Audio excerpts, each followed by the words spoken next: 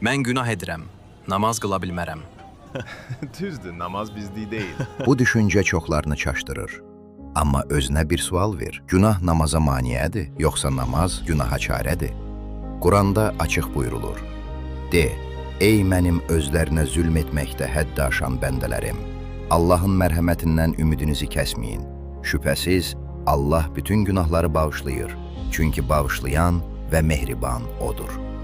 Diqqət et, bütün günahları bağışlayar. İstisna qoymur. Namaz pak adamların işi deyil. Paklanmaq istəyənlərin yoludur.